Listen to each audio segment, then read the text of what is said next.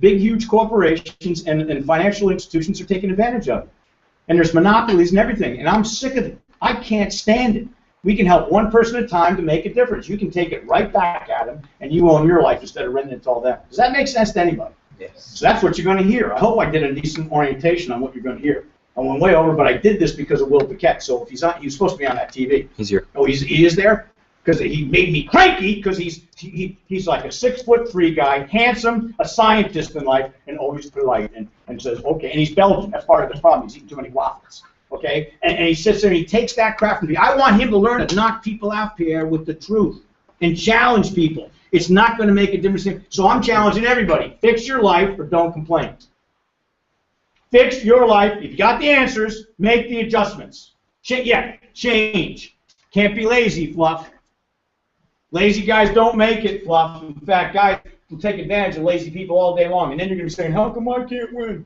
How come I can't make any money? And then guess what? How many of you are tired of making decisions based upon the money you don't have? Okay? Not everybody's hands up here. You got all the money in the world? No. Nope. You either got body odor or you're afraid to raise your hand. What was going on with that? Okay? Now I'm teasing you. All right? So here's the deal, okay? When you making decisions on the money you don't have, think. How many of you would be living somewhere different? Just checking. How many of you would be driving something different? How many of you got to dinner anytime you want? How many would you actually leave a tip? Well, Padilla got that right away. Because watch, Padilla's resorted himself to wearing a skirt. This man wears a skirt to work. Anybody that will do that, he's got to really submit himself to, yes, he does. He wears a skirt. You can call it a kilt. I call it a skirt, man. And then he puts earrings in. I don't know where he's going in life, okay? But that's Padilla for you, okay? But I bust his chops. Our deal is to have fun in what we do, too, by the way, by doing this. And, Pierre, you got to smile all the time. You don't start smiling, I come and give you a free greeting, okay? But that's very good. Because we want to have fun when we communicate our message to people. So if you don't have a notepad, and some people don't, Donna's a very bad inviter. When you invite guests, Donna, in the future, what are they supposed to have with them all the time? A notepad and a pen, right, Donna? I have to show up at all my meetings at work with a notepad and pen. I thought I could leave that home. Well, you can, but you might want to write something down that you're going to learn, Renee, and then you can say, all right, can you repeat that? I'll say, no, we can't. So here we go. I'm giving you paper. And I had 2 pens. Oh, wow. See? All right. Am I doing all right? Okay. Nick, you got one. I mean, Eric, you got one? Okay. Fluff, you got a whole notepad? Everybody's good? So here's the deal. This guy's been with us almost since he's born. He's like a fixture in the kitchen.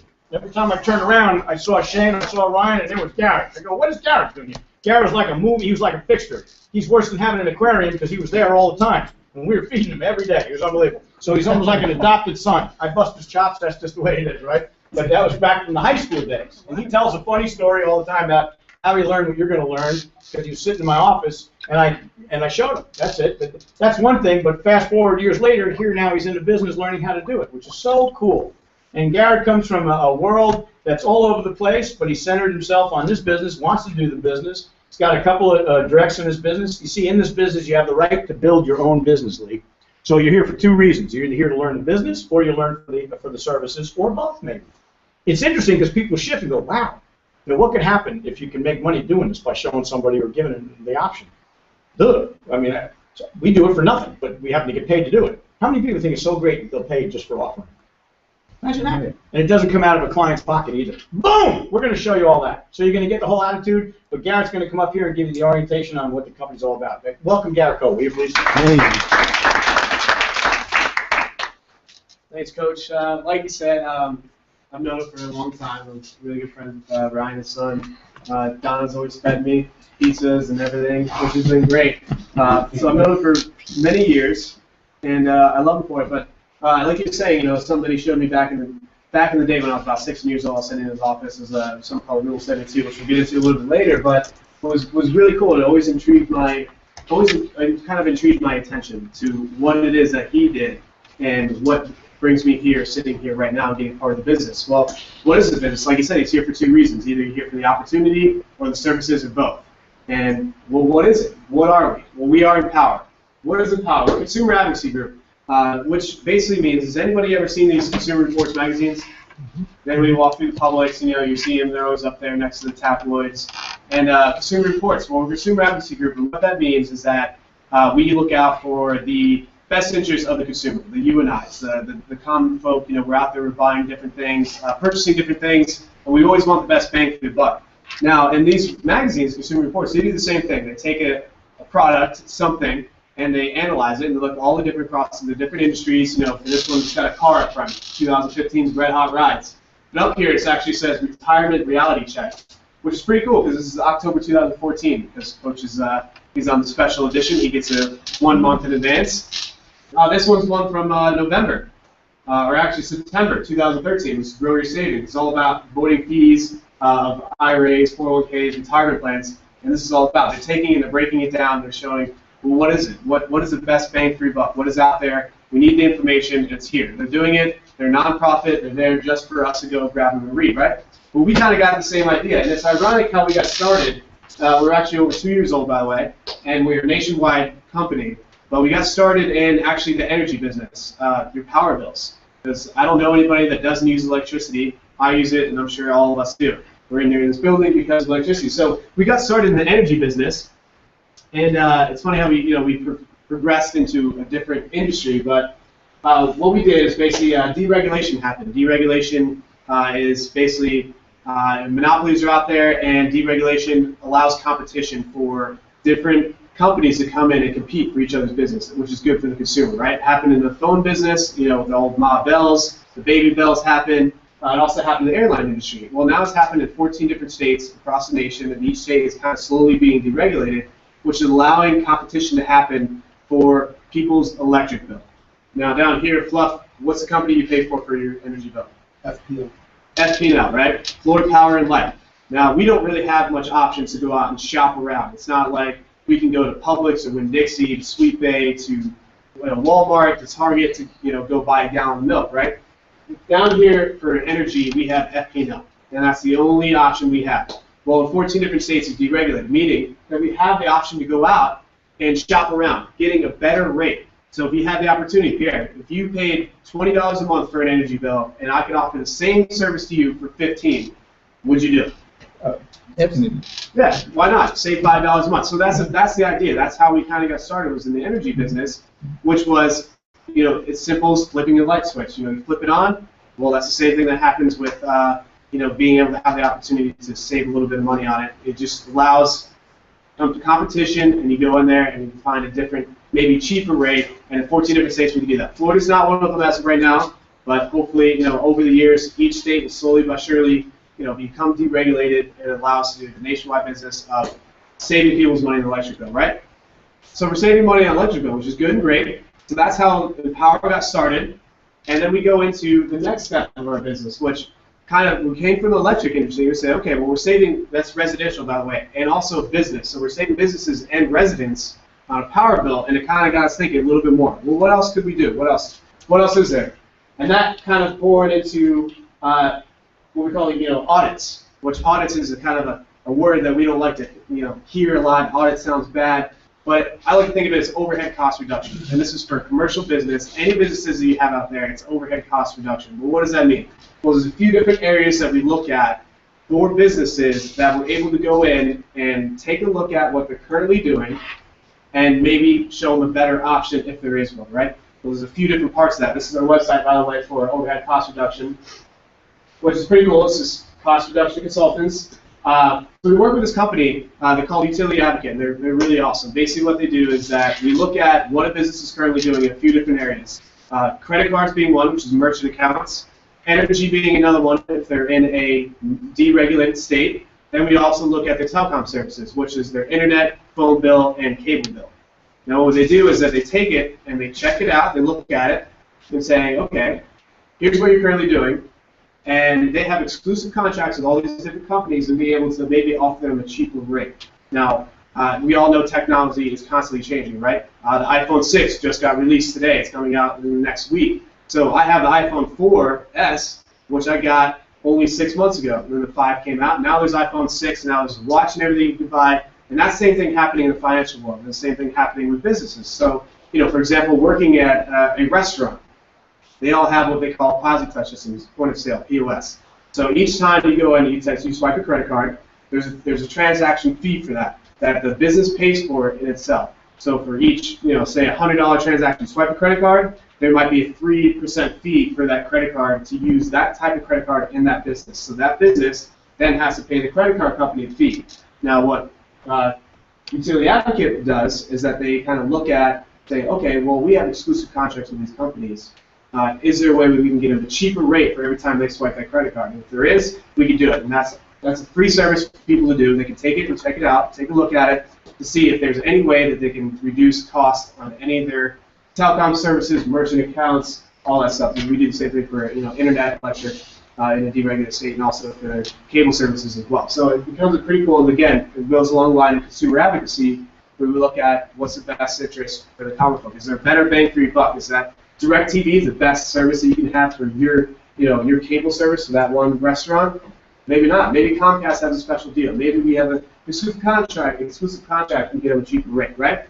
So that was pretty cool. And that, Kados again thought, all right, so we're able to go in and save people's, electric, energy business. We're able to save them, some money on their energy bill, right? So that kind of propelled us into the overhead cost reduction for businesses and having a few different, partnering with a company called Utility Advocate, having a few different outlets of, ways to reduce cost. Well, then we got into the thought of like, okay, well, what's happening in our daily lives, right? Our daily lives, everybody is in some sort of debt. Is there anybody in here that's completely debt-free besides Coach? Right? I mean, I'm in huge debt. I know, a lot of us are. And so we didn't like that, and we said, you know what? Doing stuff for businesses are great, but what is the core of America, right? And that's all of us. That's all of us consumers, right? And we're all in big time of debt. And no one ever means to get in debt, but no one knows how to get out of it. So we get into it, and we want to get out of it. So we actually created a program called Debt-Free Solutions with Results First, which is fantastic and great. And this is our website right here about the debt. And basically what we're doing is we call it a GPS system. And what it is, we're driving our car, we're traveling somewhere foreign, right? This weekend I'm going to a wedding with a buddy, and you better believe I'm having that address of that hotel plugged into the GPS system, because I will never get to Tampa and get to where I need to go unless I have that. And I rely on it now to get to places I need to go. No more maps or anything, flipping through these Excel spreadsheets, trying to figure it out. It's right there in front of you. Well, that's what we created for a debt program. And what it's doing is that you're plugging in all your information, all your debts, your interest rates, your credit cards, your mortgage, your student loans, your car loans, anything you might have, personal loans. You're plugging into this program. It's using math and algorithms to figure out the most efficient way to pay off all your debts without spending another dollar out of your pocket. Now, it sounds, like we said, too good to be true, right? Well, we're actually looking at a case right now. We've seen it. Ryan Young, he's got a young lady who has a 28-year mortgage, and she's got a student loan, I believe, some other debt, and she's paying it off in 4.9 years, saving her all those years of not having to pay any debts anymore. She's going to be completely debt-free in less than 5 years, and saving over $40,000 just in interest payments alone. And that's huge for her, right? So she's saving all this money without spending a dollar out of her pocket. She's able to pay off, be debt-free in less than 5 years, saving over $40,000 in interest rate payments, which is huge. So what do we say? Okay, well, where are you going to go after you're debt-free? What do you want to do in the long term of things? And that kind of brought us into the last branch of our company, which was retirement, right? Everybody wants to retire. We don't necessarily have to know how to get there. There's a lot of things that are happening right now in America, a lot of different uncertainties, and this is going to be a financial website, by the way, which kind of talks a lot about our retirement. So if we're in here, we're in debt. The biggest problem about debt is that we're paying all these creditors and people that we're in debt to before we're paying ourselves. Now, Steve's always said it since day one, since I met him, pay yourself first. And he's got a great story about that when he's backed up on rent and he didn't know what he was going to do. And he always stuck to the principle of pay yourself first. And we kind of held on to that and said, you know what, that's smart. Pay yourself first, because no matter what's happening in life, the person that's sitting in that chair is should be the most important. Your family's part of you. So you're part of that family, and you're the most important person. That butt in the chair is the only person that's going to make a difference in your life. And we say, pay yourself first. Well, that's awesome. So the idea of that is that you're in debt. Well, we need to get out of it, and we need to pay ourselves first. And it seems like, man, it's a tough world, right, to do both. But there's a way to do it with having a GPS system that kind of brings you along the road, along the path to tell you to make the right turns in your life to get you eventually debt-free, and then build your way to retirement. And we'll talk a little bit more about where do we go to do retirement and what our strategies and our offensive and defensive attacks on. But the first thing, we need to have a basic principle of how money works. It's a basic mathematical equation that every financial institution does in their business. Every bank, every loan, anything you ever get, every credit card, they have a principle. And it's called the Rule of 72. It's something that Steve taught me back when I was very young, 16, sitting in his office, and it's just basically how money works and the compounded effect of money and the interest rates. So for that, I'm going to bring Paul on up. So come on up, Paul, and take over from there. That's it. Hi guys, good evening. Good evening. My name is Paul Zumar. I've been with Empower for about 6 months now. And what I'm going to show you is one of the most powerful tools in the entire world. So what this is the Rule of 72. This was a mathematical equation developed by Albert Einstein. I'm sure some of you guys know him, right? So he said is the greatest mathematical equation. Is this computer all right? Hold on. It's Steve, so who knows? All right. So the Rule of 72. What it is how you tell how long your money is going to take to double using interest, be it an investment or a debt where the interest is accruing on a total amount. So what you do is you take the interest rate and you divide it into 72, and it will show you how many years. What the outcome is how many years it will take for your money to double. Year after year, how many years it will take for that initial dollar amount to double what it was initially. So what I'm going to do is show you an example here where we're given a 2% rate of return, so it's going to take 36 years for your money to double. That's 72 divided by 2, get 36. It's so simple. So if you were to go take your money and put it in the bank, Eric, or I already said it, but if you had, let's say you had a lump sum of money, what would you do with it? Like $5 grand, 10 grand, you put it in the bank, right? So the bank, you know what the average savings account is returning right now on interest? It's 0.2 to 0.5 if you're lucky. So we're going to be real nice and say, let's say you got a long-term CD and we'll give you 2%. So this is going to see how long it takes for that $5,000, 23-year-old individual here, see how long that's going to take to double, all right? So we're going to take it and go 36 years from 23. Now you're at 59 with $10,000 now from your initial $5 grand, which is pretty sweet, right? Now you got more money than you started with. So we're going to take it and go another 36 years from the 59 there, and now we're at 95. 20 grand at the age of 95 with inflation and all that, you're not going to be able to do much, right? So when we say, woohoo. So now I'm going to take and be a little generous here. I'm going to open my own bank. Eric, you're going to give me your money, all right? All right. I'm going to give you 6%. That's way better than the bank, right? So I'm going to give you 6%, the same $5,000. What do you think you're going to have at the age of 95? Taking that interest rate and tripling it, and now you're cutting down your doubling period from 36 years all the way to 12 years. What do you think you'll have? 60 grand. 60 grand. All right, I'm going to be a nice guy. You can have your 60 grand, but I get to keep the rest, all right? All right. That's how the bank works. We're going to go ahead and do it, all right? So 12 years from 23, you're at 35. As you can see the difference there, 59 and 35. And then again, there we go, $20,000 at the age of 47, less than half the time. So now we're going to keep going, and this is where it gets fun. We got $40,000 at the age of 59, $80,000 at 71. I'm in the green. Thanks, Eric. We got $160,000 now at the age of 83, and finally 95. We got $320,000. It's pretty significant, wouldn't you say? Yes. So we're going to go ahead and show a little more realistic example now. We're going to say 8%. So we're adding an additional 2% on the return, and we're taking off another 3 years for the doubling period. So now, same $5,000, Eric, what are you going to have at the age of 95? Yeah, $320,000 here. Maybe 100 grand? You think you're going to have less than 6%? $1 million? All right, $1 million. 95? Yeah. We'll go with $1 million. What are you going to have, Lee?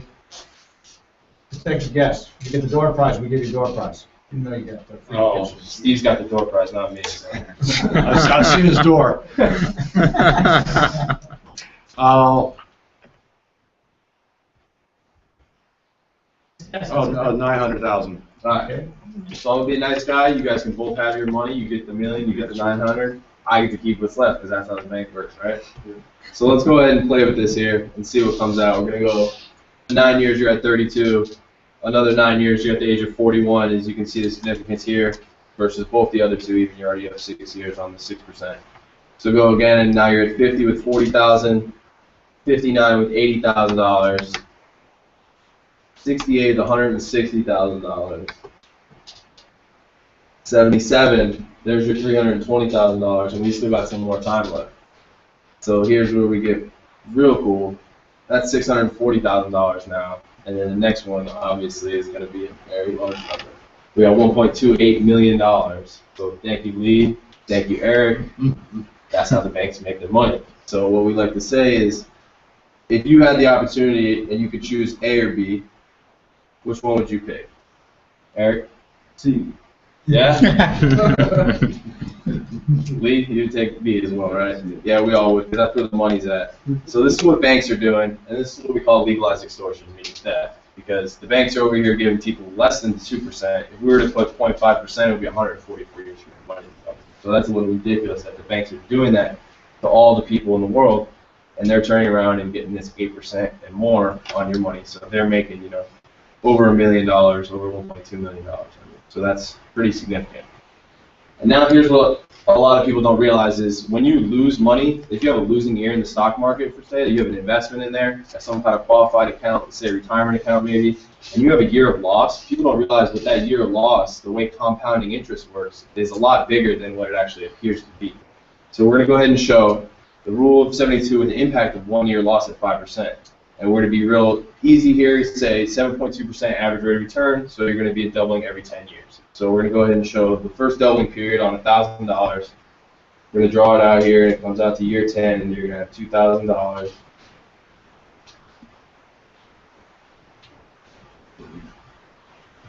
Alright, so you see it, as it goes, it's just simply growing interest. You see it's 7.2% going on 1,000, and on and on and on, all the way to 2,000, where it doubles every 10 years.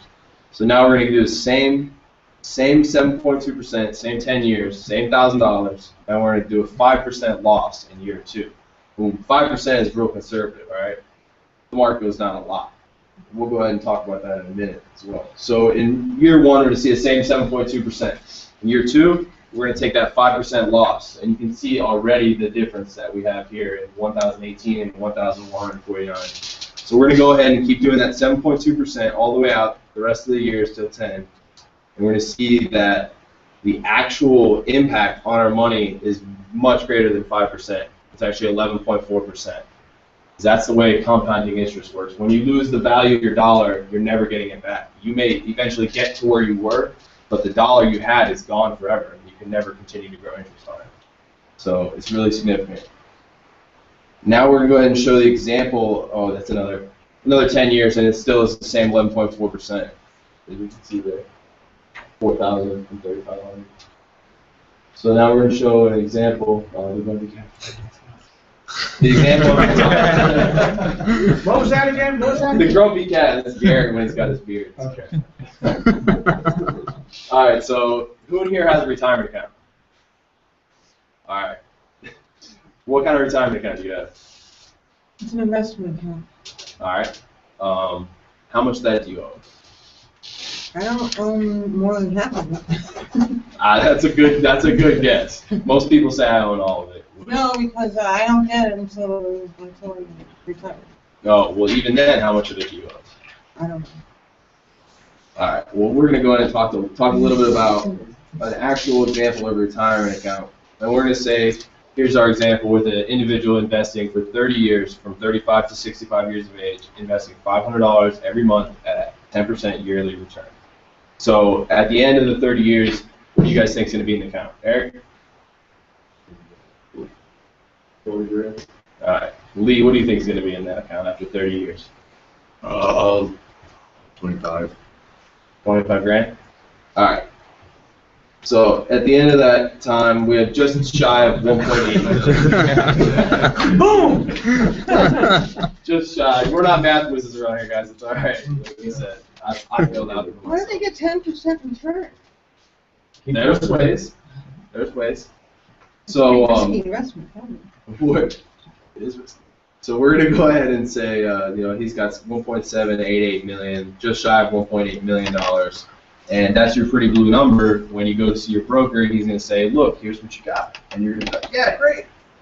So now, here's what he didn't tell you. what you're really going to have is market loss. We're going to go ahead and, this is a book we like to show people. It's got the facts here. This is the actual rates of return, the S&P 500. This is Common Sense Retirement. Leah, I'm going to have you read these off here for me real quick. Just a couple of these.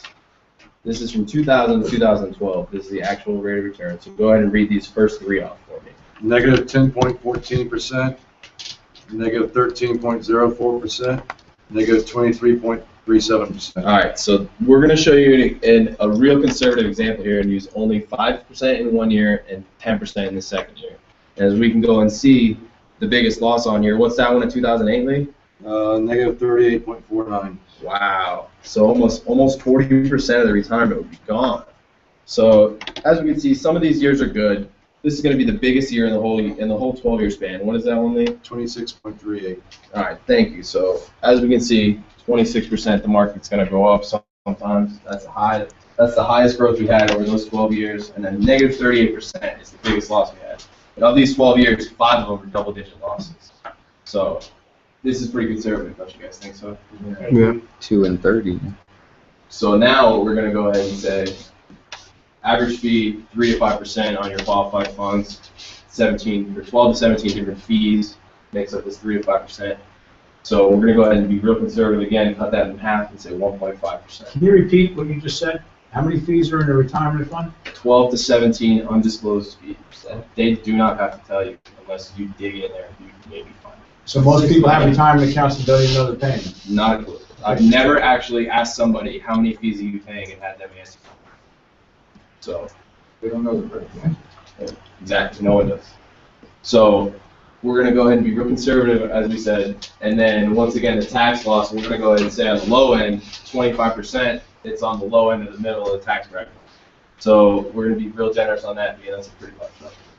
So at the end of these 30 years, with the 2 years of market loss, 25% tax and a 1.5% fee on your pretty blue number, what do you think you're going to be left with? Lee, what do you think you're going to be left with?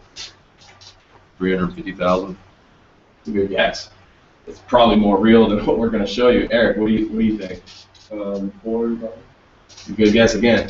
So the actual balance here at the remaining after 30 years, you're going to have $588,634, which is still, like we said, a conservative view. After 30 years, only having 2 years of market loss.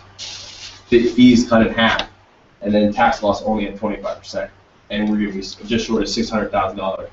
What this doesn't say is that you gave and paid others $1.2 million. How do you feel? How would you feel, Eric? Pretty upset. Yeah. What do you think you do with an extra $1.2 million? Right? A lot of stuff. Just laugh at that. Yeah. Vegas. So this is what the average American has, and they don't have this much money. This is a lot of money to be put in. Most Americans, the average retirement account is, I think it's like $70,000, the average qualified fund.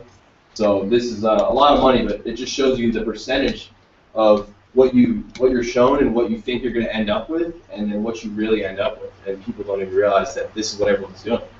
So to talk a little bit more about this, I'm going to bring up Trey, and he's going to explain to you a product that we work with that you can deal with some of these things, and you can deal with never having to lose in the market. And you can deal with commissions and fees being a lot lower than everyone else is paying, and then your taxes, well, there's no taxes in what we do. So I'm going to go ahead and bring Trey Carter up here, and he's going to talk a little bit more about this stuff for you guys. All right, Paul.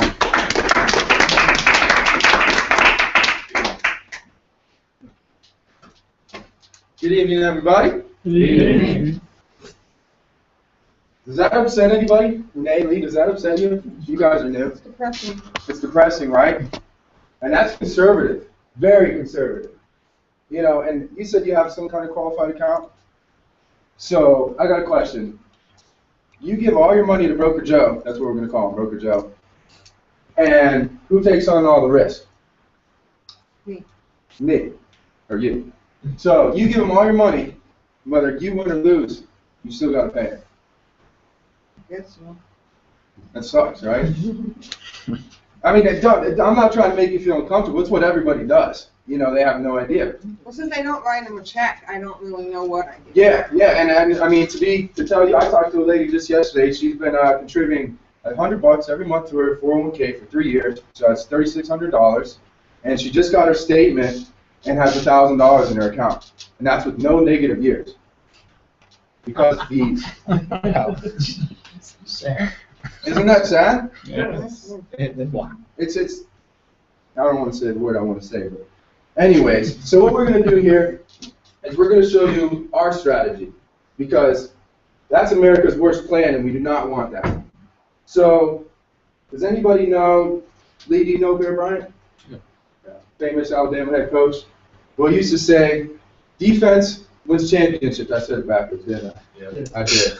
Excuse me, Ray said, I didn't say that. Offense sells tickets. Everybody wants to see the big play, the stiff arm, touchdown, you know. But defense wins championships. So, we're going to go ahead and apply that to this, because we do not want market loss. We do not want to pay Broker Joe whether we win or lose. And who wants to pay taxes? Does anybody want to pay taxes on their money? Okay, I didn't think anybody did. So, first thing, we need a solid defense. We need that goal line defense, because we need it. So we're going to go ahead. My handwriting is very sloppy, so I apologize ahead of time. But the first thing is market loss. We obviously do not want market loss. Second thing is right there. It's right in front of us as well. We do not want to pay Broker Joe, so we want to avoid commissions and fees. And thirdly, we want tax efficiency. Tax efficiency. You guys read that? My handwriting's pretty sloppy. You're all right. All right. So you get it. So that's our defense. You know, we need a solid defense, because if you have a good defense, you're going to win. Because if they don't score, you win. Period. Now, but we do need offense. And with our offensive strategy, the first thing on here, we want growth. If you're going to put money away, you want it to grow, right? Right. Mm-hmm. All right, so we're going to have growth. The second thing, if you want your money to grow, you put money away. Obviously, you want to have income. That's what you're putting it away for. So we're going to have income. Third, we want safety. It goes hand in hand with market loss. We do not want. Who here wants to put money away and lose it? Nobody. That's not surprising. So Renee, I have a question for you. If you knew that you could get market rates of return without the risk, would you want to learn more about it? Mm-hmm. Kate? Eric? Yes. All right, cool. So 4, liquidity. It's your money. Go get it. And the average, in all qualified plans, if you go to touch it before age 59.5, you're paying a 10% penalty, plus taxes. That's only 10? Yeah. No, sometimes it's more. I had a buddy that just pulled it out, said he paid 17%. Yeah. Antonio. But it's your money. It's your money. Why are they denying access to you? Why can't you go get your money when you want it? It's ridiculous. So I'm 24 right now. So if I open 401k, I can't touch my money for 35 years. That's just absurd to me. Absolutely absurd. So we want liquidity. If you want your money, you should be able to go at none of that, bull fees and stuff. It's your money. And 5th, once again, we want tax efficiency, but when I say efficiency here, I mean tax-free. Because we all agree, nobody wants to pay taxes on their money, correct? Correct. Okay. And everybody wants to get market rates of return without the risk, correct? Correct. All right, we can go on then. So this is what we like to call red line, blue line. This is an example if you took $100,000 in the year 1997 and you put it into the market. This red line here is the S&P 500. The S&P 500 is America's top 500 companies. It's basically our barometer on how the market is doing. So if you took $100,000, you put it in the market, in the stock market, this is the red line. So Renee, this is you here. And does anybody know somebody that has a qualified account? Anybody? So everybody. So they should all know about this by the end of the night. So we like to make a joke here. And Renee, Donna, do you agree that girls are moody? That what? That girls are moody? Yeah. Do you agree?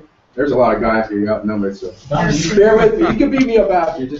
I'm moody, especially at a certain time of the month, and it's coming up really soon. Uh-oh. So better watch it. Uh-oh. Oh! Oh, my.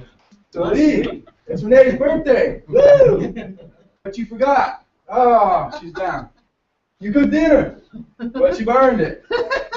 You washed the sheets, but you didn't dry them, and now they smell. You guys get the picture here. This is the actual rates of return, what we just read in that book. This is the actual rates of return, this red line right here. So it's up, down, up, down, up, down. I love what Brian says, because he says, a third grader can figure that out. Circle, square, circle, square, circle, square. Square. It's right here. It's pretty obvious. So, if you put your 100 grand in there, after 15 years, you end up with $165,000. That's not bad, right? I mean, at least you gain a little bit of money. But this is gross. Gross meaning a gross number, and gross just absolutely gross. Because what are we not taking into consideration here? Taxes and fees. Taxes and fees, right? Right. Okay. So over 15 years, if you're paying Broker Joe an average of 3%, over 15 years on $100,000, that's $45,000. That's $3 grand every year. 3 times 15 is 45. So knock off $45,000, you got 120. Then we got to pay taxes. So on $165,000, what's 25% of that? Me, Renee, Eric, somebody? 40. So from 120, another 40, you're at less than what you started. What is that? That's Devastating. devastating.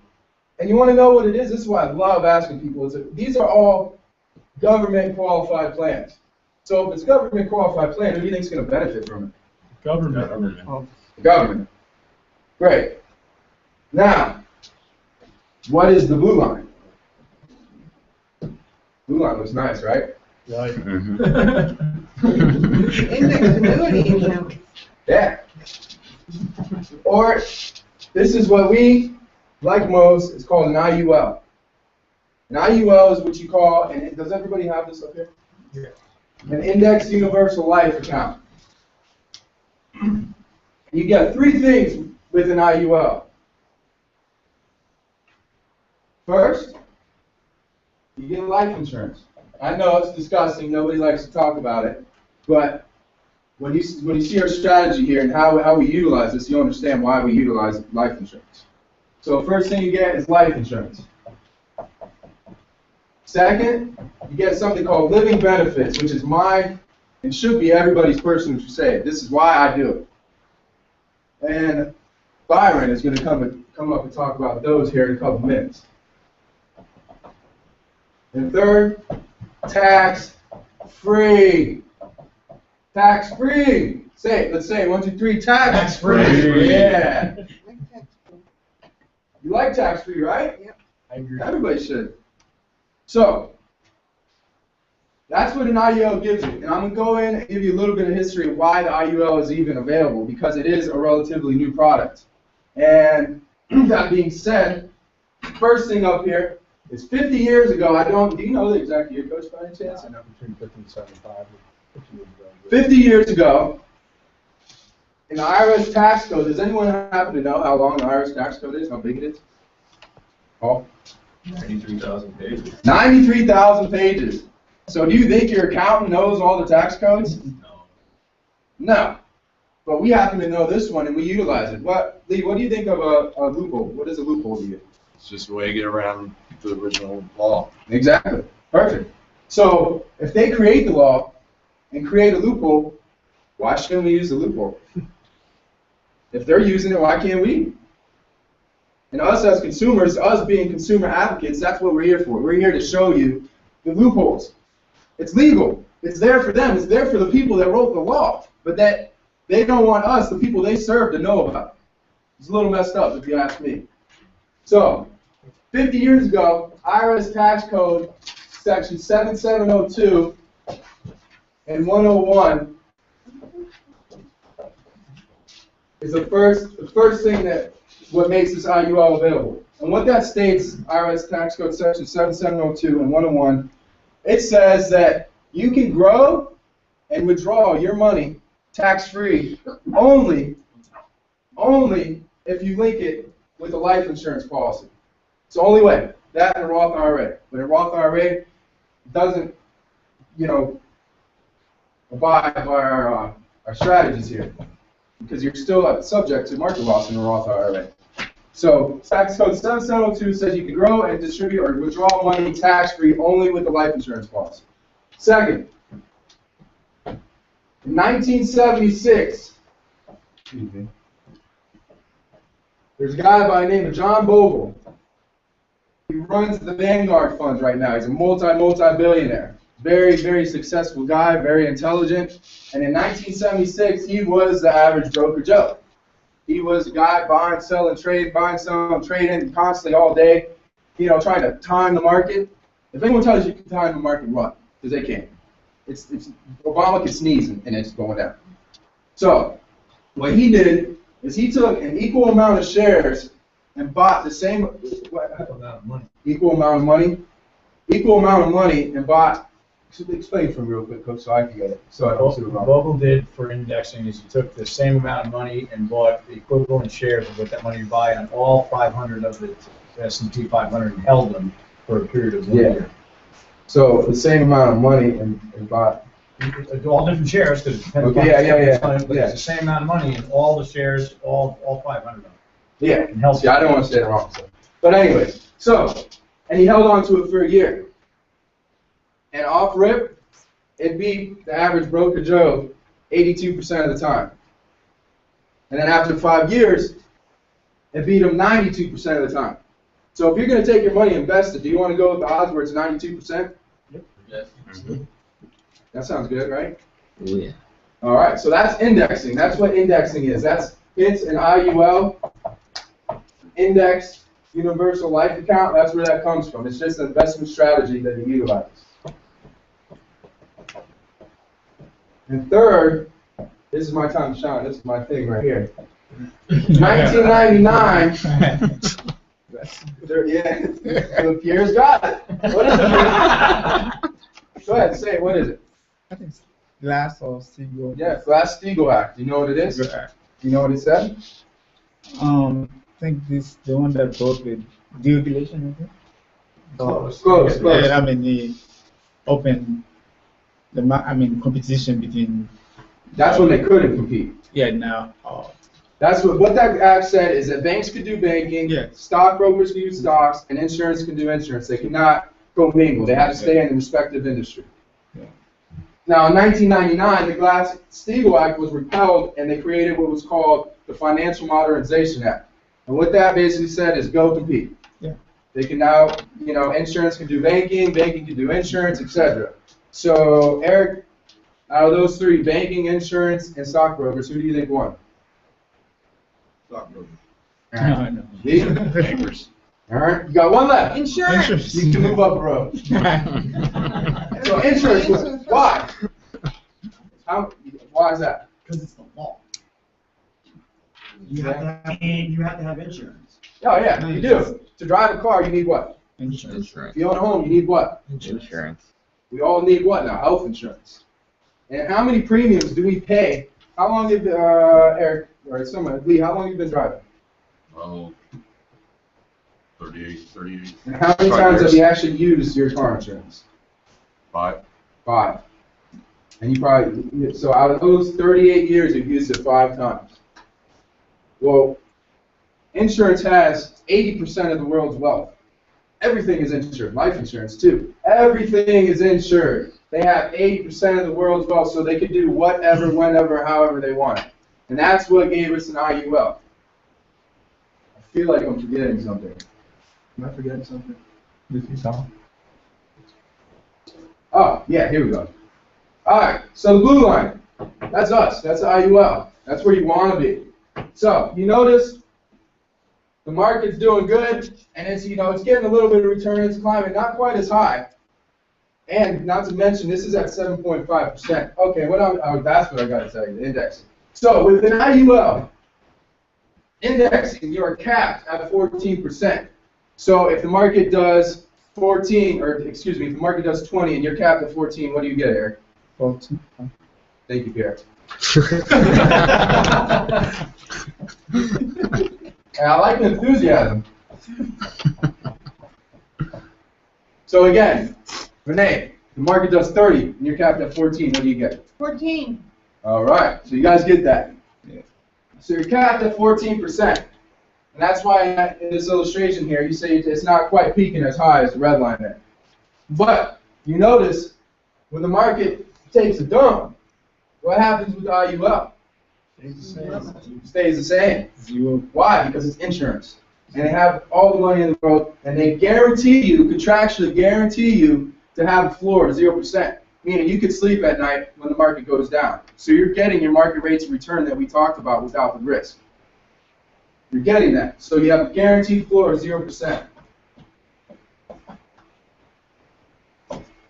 Now, so that's why it stays flat. You have that guaranteed floor of 0%. You're always contractually guaranteed to always maintain principal and interest gain at all times. Now the market's going up. We're doing good. We're doing good. Boom, 2008 came and it crashed 38%. Could you imagine if you had that 1.8 million in that illustration, you lost 40% of that? You literally lost, what would that be, like $800,000 or something? Like that, in a day. And you've been saving your whole life. And people are doing millions.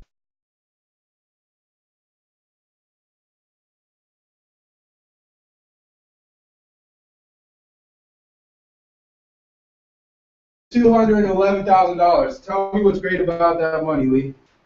It's all yours. It's all yours. All of it. No taxes. The fees are built in because you're paying for the services. You have the life insurance. You have the living benefits, which Byron's going to talk about, which is absolutely amazing. So the fees are built into it. You've not given all your money to Uncle Sam. You're guaranteed to get rates of return without the risk. To me, it's common sense. I mean, could you, anybody tell me a better way to invest your money and grow a nest egg? Nobody. Cool. I didn't think so. You know, like, if there was, we'd be doing it. All right. Well, that's pretty much what I got. I'm going to go ahead and pick Byron up to talk about. Oh, cool.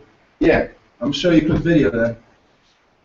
Oh, go over taxes? No taxes. No taxes. I don't know how to do the video. Just press escape. Go down to the Google Chrome. Which, this guy, right? Yeah, yeah. Click it, and go up to the top. That one. I'm never going to be able to retire.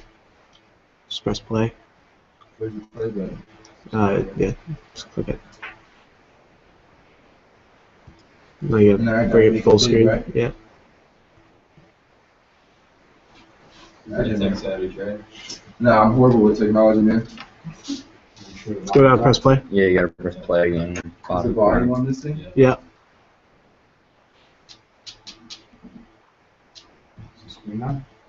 Yeah, it's just. I don't think you clicked it. Mouse. Oh, it's good. It's good. Let. Look. It's good. When I was younger, I never thought about retirement. Never entered my mind.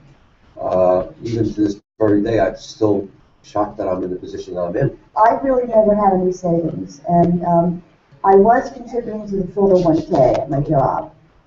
And when I got fired, I had to take some of that money just to live.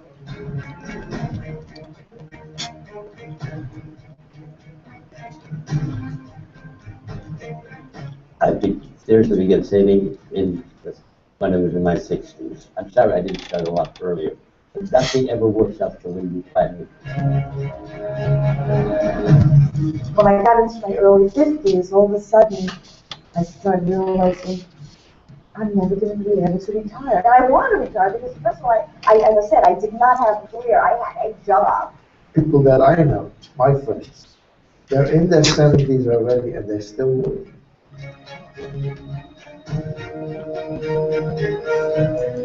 I can't save for retirement right now with what I'm earning. Over the last 10 years, I've had to really reinvent myself. So I applied for a university in the city. I was accepted, and now I'm living off of student loans. I'm probably going to be in debt for well over, close to $200,000. And I honestly don't think I'll ever be able to repay that. I have quite a few friends the same age as me that are trying to either reinvent themselves, trying to find a job. It's very hard over 50 to find a full-time job. And they're all struggling. We joke around that we may all live communal. to make ends meet when we get older, because it's tough. I sold some furniture. I had a friend pay me to paint their apartment. You know, I'm doing whatever I can do.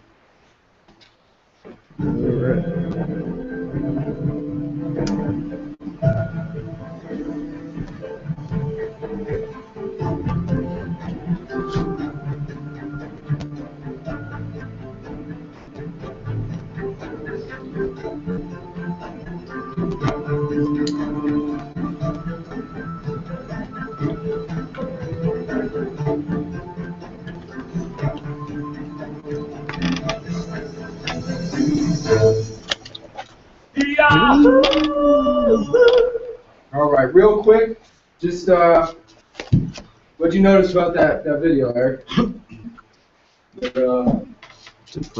lot of people were upset. They lost some money and saving their own lives. And before using the Bank America Cash Rewards credit card to cook up some fun with friends, normally 1% cash back everywhere is some time. What's gonna make you any different, Eric? That's better. You gonna pay yourself first? Definitely. All right, cool. And then two things to add real quick before I bring Byron up. So in 1999, remember we talked about the Glass-Steagall Act being repealed, and they created the Financial Modernization Act, which allowed insurance companies to now do investing.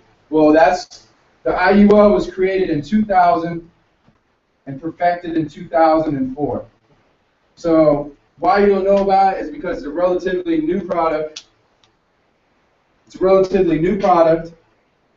Your accountants don't know about it. Your certified financial planners don't know about it, and they don't want to take the time to educate themselves about it. So, to talk about the last thing, living benefits, which, like I said, is my personal crusade, I'm going to go ahead and bring Byron Firestone up. And thank you, guys.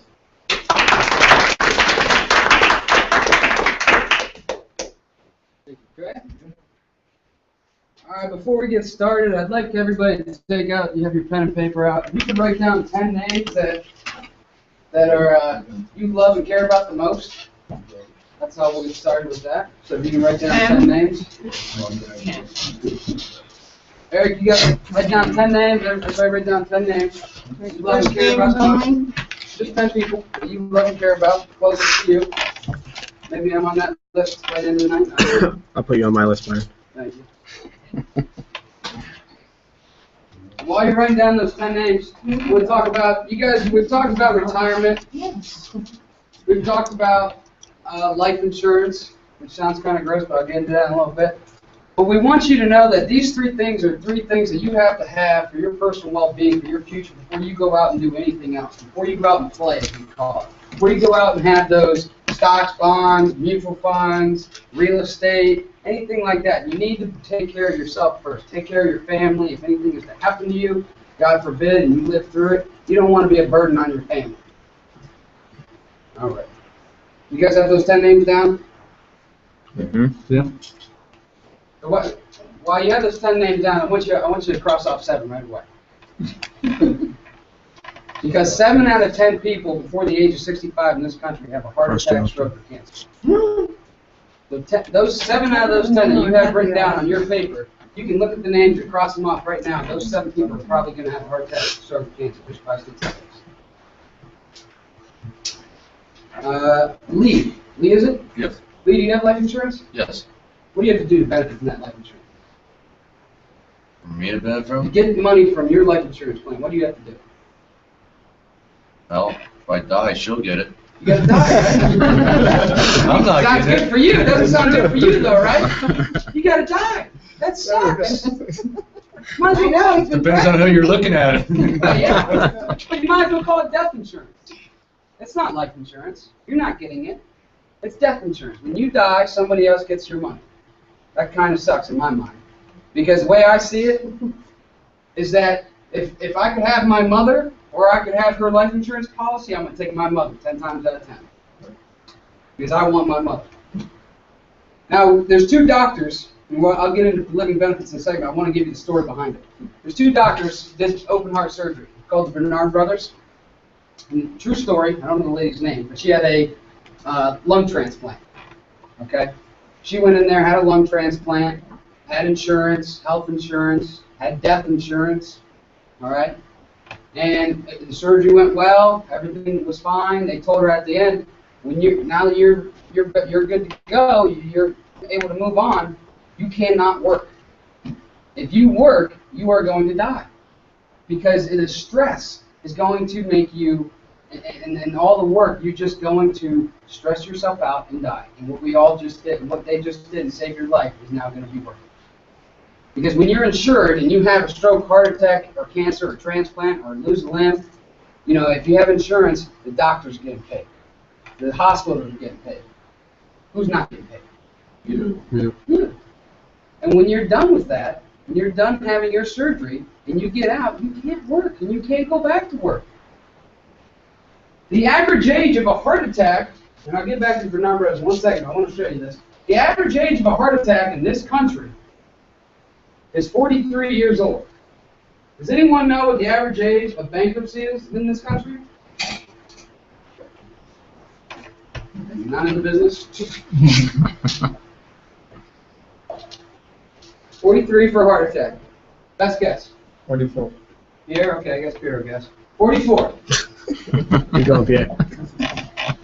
For exactly the same reasons that I just said.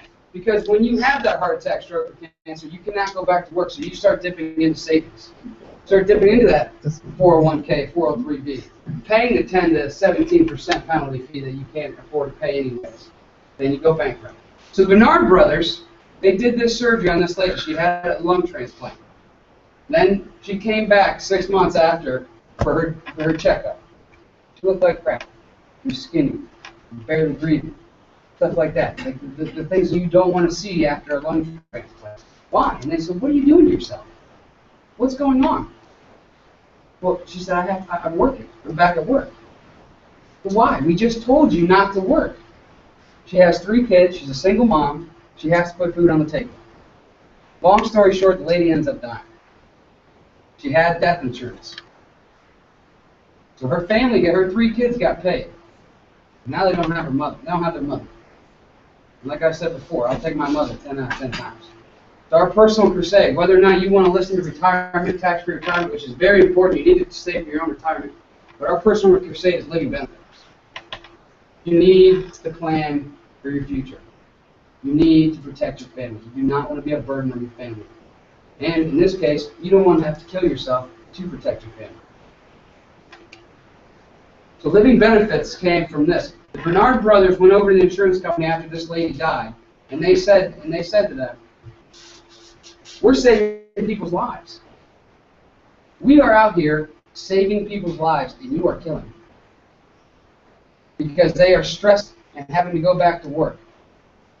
Because you have death insurance and not life insurance. You have the money, the insurance companies, you have the money already on hand. You're going to pay them. When they die, they're going to get that money. Why not give them the money now, or at least a portion of the money now, so that they can live longer and not have to go back to work? And those 3 kids could have their mom, possibly still today. And then when you do die, you get the rest of it for your final expenses. So let me ask you one question, Lee. If you could benefit from your life insurance plan while you were still living, would you want to do that? Absolutely. Absolutely, you would. The birth of living benefits. If you ever become critically, I don't know how to spell critically.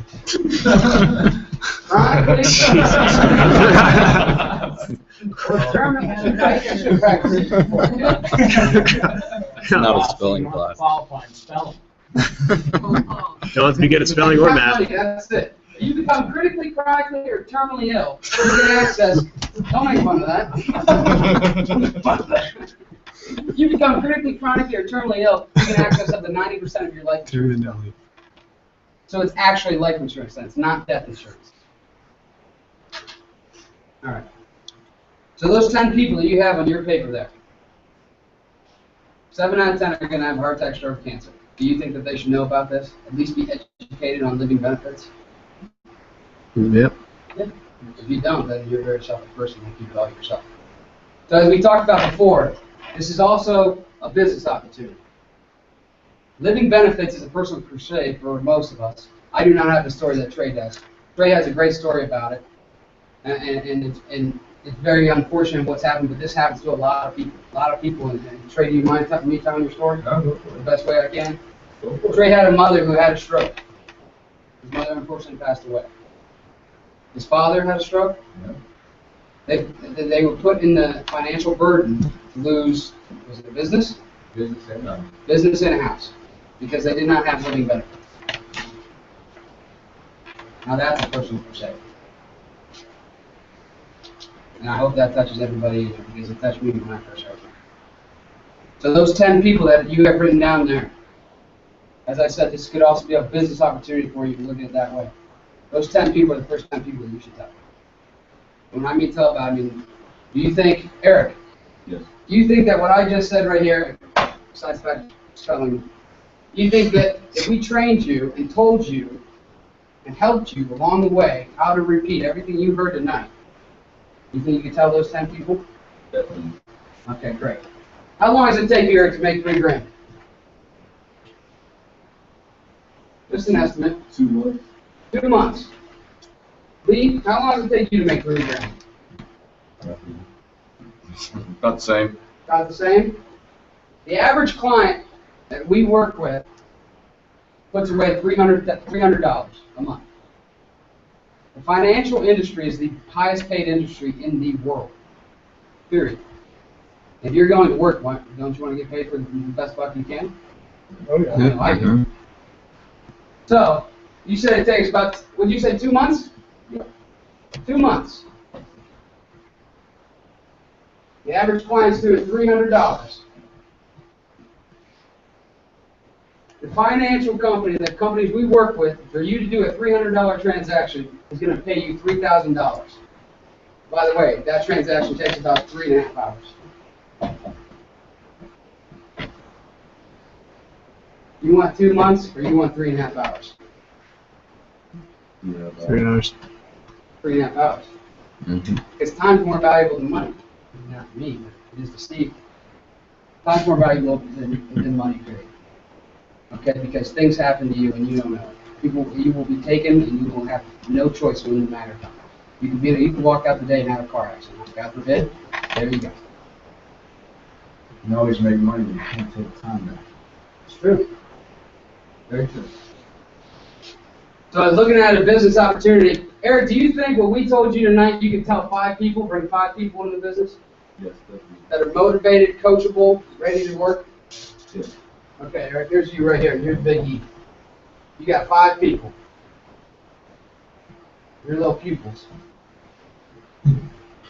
We've trained you. You're coachable. You've done everything that you've been asked to do. You're out talking to people. You got 5 people underneath you now. 2 of them are duds. 2 of them aren't going to do anything. Let's cross 2 of them out right now. Okay? You think you can tell 2 people this a month? Yes. Yes?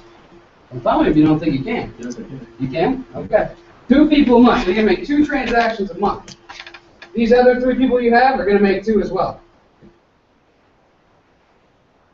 Your resume right now, do you have a college resume? Do you have a high school resume? Anything? Yeah. Any resume? Is it going to make you 6 figures? No, it's not. Is any one of the resumes in here going to make you 6 figures? Unfortunately, now today, a resume, no matter, I have a college degree, not making me 6 figures. Unfortunately, today, a college degree is great. I would never ever tell anybody not to go get educated. You need to be educated. But unfortunately, today, college degrees are almost like high school diplomas back in the day. College degree people are taking jobs that high school diploma degree people took before, because there's just not enough jobs. So your resumes, unfortunately, they are not going to get you 6 figures. If you have 5 people underneath you, 2 of them which are doing nothing, you're making 2 transactions, they're making 2 transactions, and you're at a VP level, which Steve will explain how to get there. It's very simple, as long as you're comfortable. At a VP level, you're making $127,000 a year. Eric, does that sound good to you? Sounds great. $127,000, $3,000 every 3.5 hours. You're making $1,000 an hour, buddy. How old are you? 25. You're 25. By 30, by 27, you can be doing it. Even earlier if you're coaching. So that's living benefits. Living benefits are the critically, chronically, and terminally ill. Access up to 90% of your life insurance plan, not your death insurance plan. And then that's business part. You made 3,003.5 hours. Close us up tonight. I'm going to bring Coach back up.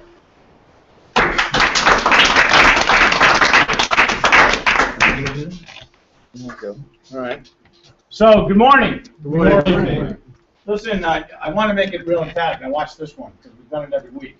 You heard what Byron just said, right? Who in this room knows somebody, because you want to know more of that data, who knows somebody that was 65 or younger that's had either a heart attack, stroke, or a form of cancer and is still living? Please raise your hand. My hand's up for me. Either a heart attack, stroke, or some form of cancer and they're still alive. Look around the room. That's 100% of the room. So if you don't think it's you, yeah, check it out.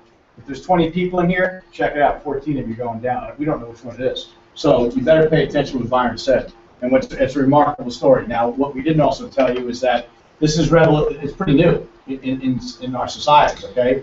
In the last 10 years, this was created. Now, it's all over the world, but it didn't come to the United States. There's only 18 companies out of 2,700 that sponsor this. So I'm going to tell you, in 5 years, they'll all do it because they have to. We happen to work with the top 3 companies exclusively with those rights to those benefits. Everyone you know should be having living benefits. And if you're not morally obligated to tell them, you're not such a hot person. How do you like that? Boom. Boom! That's right, I said that. It's exactly what that is, okay? You have a moral sense responsibility tonight. Now, this may not be for you, but living benefits are for you, Lee. You need to fix it, okay? You want to have living benefits if something goes on with him, and vice versa? I say I don't have to ask stupid questions, but it's just common sense. But people don't have sense today. And if you argue common sense, what's it mean? Exactly. Guess what we do to them? Who's had dandruff before? Raise your hand, Stephen Badillo. Okay, you can't tell whether dandruff is or a tattoo starts. You know, what the heck? No. So anyway, I just brush it off. You know, that's all. So we get freedom of choice, though. And then Byron showed you all this. I don't want to confuse you. We have a business model. And that, Eric, I heard you say, yeah, I can do that, I can do that. And every time I hear that, especially out of young guys like you, oh, man, throw up. Okay, now I'm going to challenge your butt. You think so? First of all, anybody who does 5 transactions is getting one of these at the end of the month. I'm throwing that in there. So now, Trey said, I can't afford new clothes, Coach. Can you buy me some? Yeah, go do 5 transactions. I'm going to get you a new shirt. Okay? What's that? I should already have one. I said this month. Oh, I'm going to do it tonight then. Well, it's about time, right? So we're into giving. By the way, and some of these knuckleheads are in volume for. We send you all over the world too. We do all sorts of things. You're going to get elaborate vacations. This is on the business side if you're in business. So Stephen, you can drive us to the docks if you want to the airport. So we'll let you drive us since you're so active. You know. So guess what? Those that don't win can be the escorts. How many people can get into Stephen Badillo driving us, right? Okay. The joke is he might win, though, and you might be driving a Scody. Who knows, right? But you know what? All expenses paid first, but there's a bunch of fringe benefits in the business besides relationships. This is a relationship-driven business. Renee, what I like about you and everybody else where you work is that you all seem to have a very tight relationship, and you all seem to get along, and you genuinely seem to like each other. I like that about that place. That doesn't happen everywhere. In this business, it's absolute. Okay? Now, does everybody think alike? No! No, because you all come from different weird backgrounds. How many agree that you're weird? Exactly. Just checking. Okay, Donna raised everything. Raised both hands. A wacky job, right? So we have a 90-day. Lee, this might be. I don't know. Lee, see, everybody says, well, I'm not cut out for that, man. I don't do that stuff. Do you talk, Lee? Absolutely. Yeah, I thought so. So if you got a tongue in your mouth and you learn how to speak, you're qualified. How many people are qualified now? Very good. Now, do you have to know everything? No, Fluff. Because before you came in that door, did you know anything about finance? No. Now he's learned how not to be lazy. We're giving him non-lazy lessons. You're all laughing. Guess what he found out? He said to Coach, I didn't show up Saturday because I was lazy. I asked you if you wanted the truth. And you gave it to me. You can handle it. Yes, I can. And guess how much we pay him when he's lazy? Exactly. See, you get paid nothing if you do nothing. Ain't that something? Ain't that great? See, if you do something, you get off your booty and go do something and talk to people, Eric, and go do. Here's your challenge. You're a young guy. How young are you? 25, right? You're older than I thought. I want to see you, if you can bring 5 people in here next week, guests that are qualifiable. Not bringing little dwarfs that work in the circus, okay, Circus Soleil, I don't want any of that stuff. I don't want people who can't, speak the King's English. 5 viable candidates that want to be somebody, you put them in this front row, I give you a shirt, and I'm going to get you promoted right away. You hear that? Okay, then you got 90 days. We're going to put 5 of them in the business, of which 3 copy what you do. You get 5 transactions in the first 30 days, and you have 3 of the 5 do the same thing in the next 60 days. That's 90 days. Got that before Christmas? You're an RVP. You still won't even know what you're doing. And every time you do something, the companies pay you $3,000 for doing 1 transaction. Do 2 a month. That's $6,000 a month. Do you have to kill yourself doing this? No. That's the business side. Everybody understand that? I go over now. I don't want to confuse you. If you're interested, what's the matter, Don? Sorry. What's that? I wasn't talking about you. Oh, you worried. I didn't say anything. Okay, I got the vibe. There's something going on over there. It's women. You can't. The new rule too. Can't let women sit together in these meetings.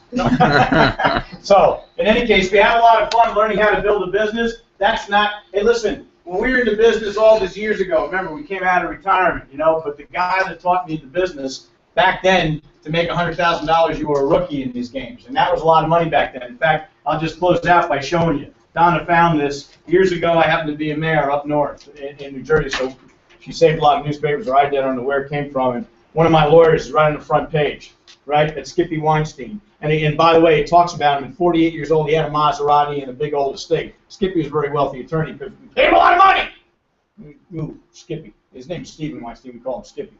And he's right there. American Still Dream Survey. Listen to this. This is back in 1986. This was taken by the Wall Street Journal.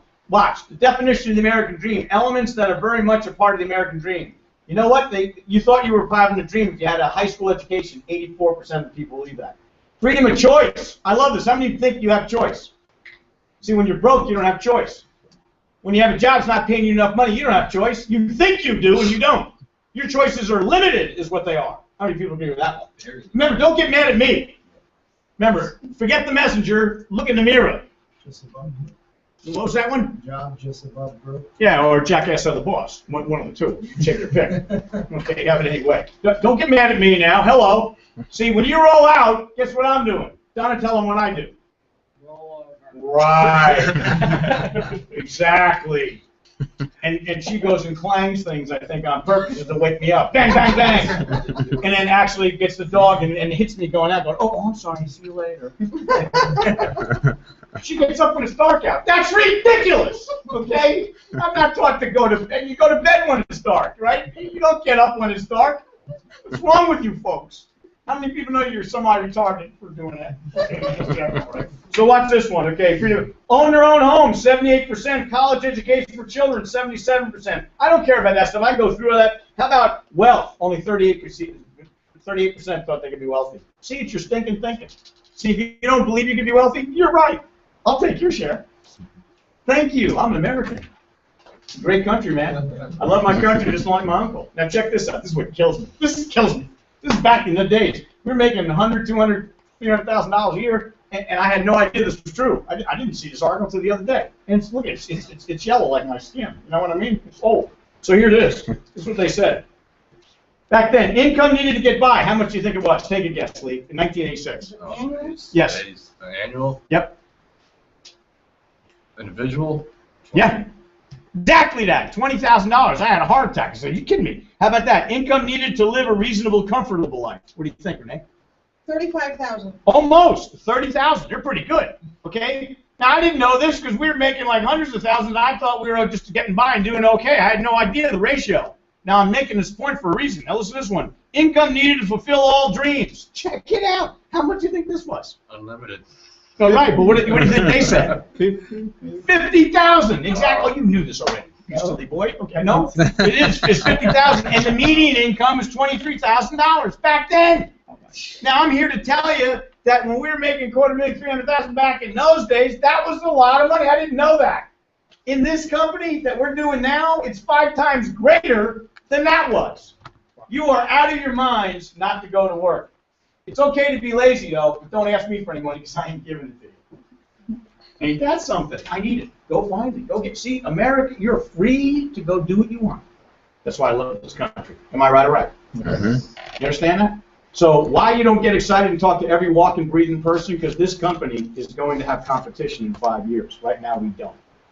There's nobody doing everything we're doing. Do you understand that? Nobody's got the debt program we've got. Nobody's got a living, breathing GPS system that can tell you exactly what to do, when to do it, how to do it, without extra money out of your pocket. And by the way, what you just saw on that board, Lee, all those clients that we do, 9 out of 10 of them don't spend a nickel. Where's your FIP? We do FIPs for people. We've got FIPs. Renee, do you have an FIP? No, I don't. You should be fifth. Why are you not fifth in life? Eric, you got an FIP? No, I do not. A 25-year-old punk butt? Oh, can I speak to you straight? Yes. Okay, I was going to take that back now and do it again. Okay, well, see, all right, when you're 25 years old, you should have a FIP. You know what a FIP is? No, I do not. Tell them what a FIP says. Financial independence plan. Everybody should have one, right or right? Right. 9 out of 10 people, there's no new money out of pocket to get one of these.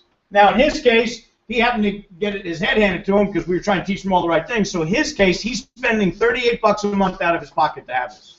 I happen to know that because we helped him do it. Otherwise, it's usually zero because it's all money you're blowing in other areas that we fix and tell you how to move it. A to B. Now listen to what he has. This is Ryan. Now, Ryan's a communist. He is a real live American communist. Does anybody know what that is in this room? Okay, very good. You don't know what it is, Renee? Do you have to invest in your state pension plan? Required by law. Oh, wait a minute. Wait, when you took the job, did you know that? Nope. Okay, when we taught you what you ought to be doing with your money, did you try to fix it? 3 times. 3! Okay, you didn't go back and forth. It's shame on you. And what did they tell you when you went back and said, I want to change that? What did they tell you? Sorry, no. They told you you had to have what they offered. Is that right? And I had to give 3% of my salary away. So now they tell you that you got to give that. You commie pinko. I think, how many pink, I'm going to get pink shirts for him and go to work in. He's a pinko. I mean, we can't help who voted our governor in to make those decisions. You took the job. How many people want Renee to be held accountable for taking the job to begin with? It's not my job. I didn't take it. 10 years ago. Well, I can't turn the clock back either. Don't be yelling at me. Better yell at you than me. All right. I only got 54 days left. Well, we're supposed to disturb you. Are we disturbing you yet? So here's the deal. Listen to him. For $38 a month, here's what he gets. It's actually costing him $211, but it's only $38 out of his pocket. Here's what he got. He has $125. Oh no, excuse me, I'm wrong there. He's got $350,000 worth of life insurance. In case he gets sick or loses an arm or gets disabled, he's for critical, chronic, and terminal illness. He's got $529,000 available to take that benefit if he needs it. Then for retirement at 66, by spending $38 a month, he'll be being paid for the rest of his life, till age 100, $103,757 a year tax-free. It's a hell of a lot more than he makes as a commie pinko. How many people agree to that? So he's still a communist, a biologist communist, because he hasn't built his business big enough, or he's not working aggressive enough, he's not working hard enough. When he does, he can kiss that goodbye. Until then, he wears pink. And he still has to roll out, and I'm still going to roll over. I love it. Yeah, an FIP. How many of you agree you all have an FIP? Fact. So here's how you get one. First of all, you fill out our questionnaire because we want you. You didn't bring a questionnaire? It's in my room. Oh, a lot of good. You want to run home and get it now and bring it back? We have a questionnaire that we'll get to you and we'll ask you to fill out because it critiques us on how we can get better at what we do. And secondly, you have CNAs at least? Yeah. Ooh. We have a confidential needs analysis, simple needs analysis. Paul, you're now assigned to having those questionnaires. I told him to email it to me today. Okay, and you didn't do it? And all right, so next week you bring it, please. Okay, so as our guest, so Eric, I want you guys, you can take one and fill one out if you want, and you fill that out thoroughly. We take it and run your numbers. We don't care whether you do anything or not. It's A and B. It educates you about choice. That makes sense to you. This covers debt. It covers the insurance, it covers living benefits, it covers tax-free income with all the resources you got to show you options in life. How cool is that? You fill that out. Can you pass this back to Eric back there? I got it. Okay, thank you. And we'll fill that out. And that's all you got to do. And then if you want to even talk about the business, you make the appointment with the person that invited you here tonight and ask them all the questions you got. Now, I love that you came as a couple. Because a lot of times, Eric, pay attention, Trey, it's a distraction to me. Eric, right, are you married? Do you have a girlfriend that married? Any kid. You're married, any kid. So you can't go home tonight and do this. Honey, I saw 2 fat guys in the meeting. They told me I could make $100,000 a year. She's going to throw up. Where were you drinking? Okay, you can't go home tonight and talk to your wife about that, because one, we said too much to you, it was overwhelming, you need to see it again slower. We get that. We only wanted you to get the flair, you understand? So here's what I want you to do. It was pretty interesting stuff. It was a little overwhelming. In fact, so much so, who invited you here? Trey. I'm inviting Trey to come back, and I want you to sit there and evaluate with me. 2 heads are better than one. Will you do that, honey? Yep. And he has an appointment with you and your wife. You need to have the partner, whether male or female, husband or wife, partner, best friend, whatever it is, living at home, needs to support you, or you won't be in this business. You'll be out of it in a heartbeat. Loved ones take you out quick, because they always, see, you need an expert. You know what an expert is? Somebody you don't know. You all, that's a new definition, okay? All of you, you don't trust each other, your husbands and wife, no, I know better. Sure you do, it's too many years together. Wear each other out. Okay, I'm just telling you the truth about relationship. So an expert, new definition, is somebody you don't know. Put a stranger in there, watch how they pay attention. See, especially in an area that they don't know what they're talking about, and they hear it straight, they're going to absorb it. They won't hear it from a loved one. We know what we're doing. It's called the people business. And the best part of our business is, guess what? It's all about the what, Garrett? The people. The worst thing about our business is, guess what, Cody? It's all about the people. You're the best and the worst of everything. You're unbelievable. It's unbelievable how you are. How you behave. In fact, you keep me alive, because I can't figure out how that brain works. But one of these days, we'll get it.